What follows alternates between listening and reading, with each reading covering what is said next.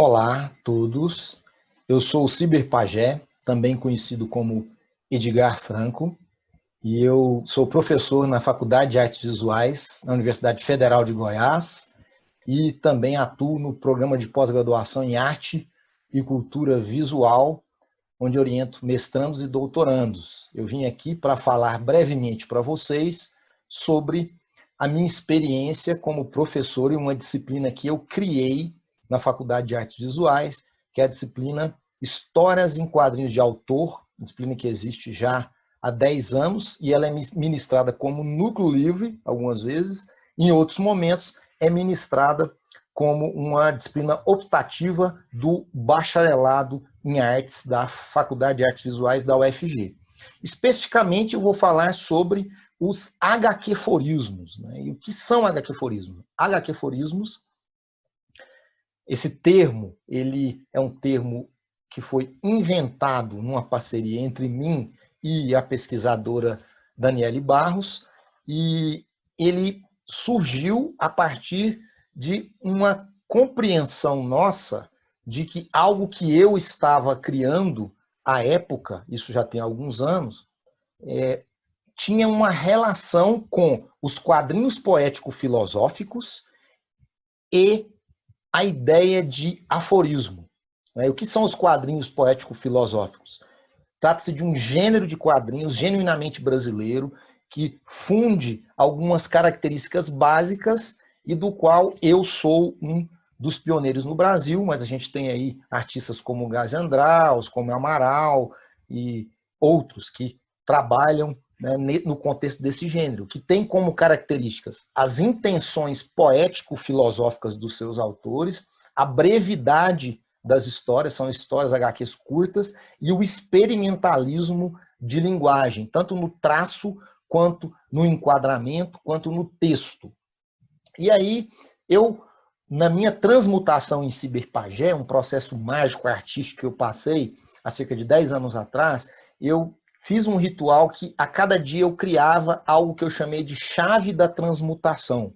E essas chaves da transmutação, na verdade, elas combinavam um desenho, uma imagem que eu desenhava e depois um texto aforístico que se relacionava com essa imagem. E aí eu vou mostrar para vocês aqui, eu vou compartilhar a tela com vocês para mostrar um pouco então desses primeiros HQforismos. Então aqui a gente tem a capa da revista Arte Lectus e Pós-Humanos 6, que é uma publicação lá da editora Marca de Fantasia, e que esse número ele trouxe então as 10 chaves da transmutação em Ciberpajé, que são os pré-HQforismos. Hoje a gente chama de HQforismo, mas a princípio a gente, né, não tinha um nome, eram, na verdade, HQs poético-filosóficas de uma página que uniam uma imagem e um texto. E aí nós acabamos criando esse neologismo, né, essa palavra para batizar esse tipo de narrativa gráfica poético-filosófica que está no contexto dos quadrinhos. E aí a gente tem, então, uma das chaves da transmutação que inspirou-nos, né, a perceber que tratava-se de um HQforismo. Então a gente tem um texto que ele traz uma sentença moral ou amoral, uma reflexão, ele propõe uma reflexão, e ele se conecta a um desenho que cria, então, uma harmonia, não é simplesmente uma ilustração. Os dois criam um diálogo, por isso que a gente tem uma experiência narrativa ao conectar, então, esse texto aforístico com a imagem. E aí está, o sincero, dizer o que se pensa sempre para o outro ser aberto, demonstrar as suas fragilidades, não acumular raiva, não gerar tristeza. Mais o delicado, cultivar a delicadeza e a doçura com todos os entes vivos e não vivos. Outro, o amoroso, amar o diferente, amar incondicionalmente. E aí, após, então, esse meu experimento e essas percepções, eu passei a conduzir muitos dos meus trabalhos de narrativas gráficas no contexto do HQforismo. E assim veio a ideia de batizá-lo, nessa parceria com a pesquisadora da minha obra, a professora e pesquisadora Daniele Barros, e nós, então, começamos a chamar essa produção de HQforismo. E aí mais um deles, uma borboleta cativa está morta. É uma coisa, não mais uma borboleta. Mais um, talvez a pós-humanidade prescinda de humanos e o silêncio eterno de nossa espécie seja uma melodia para o cosmos. Como esse termo ele começou a ser pesquisado, nós começamos a escrever artigos a respeito dele, eu comecei a fazer pesquisas, até junto com orientandos de iniciação científica, com o pessoal também da pós-graduação, no meu grupo de pesquisa, a investigar sobre, então, esse novo subgênero dos quadrinhos poético-filosóficos e fazer alguns experimentos. Aqui, por exemplo, o GIF não está funcionando, mas é um HQ giforismo, que mistura aforismo com uma pequena animação na imagem. Foi feito em parceria com um amigo, que é o Denis Basile. E aí eu criei um fanzine de aforismo chamado Uivo. Ele já teve 5 edições, teve uma edição compilada em fanzine cartoneiro, que já foi realizada também por Daniele Barros. E também criamos, eu e Daniele, o Equilíbrio Dinâmico, que é um fanzine também só de HQ-forismos.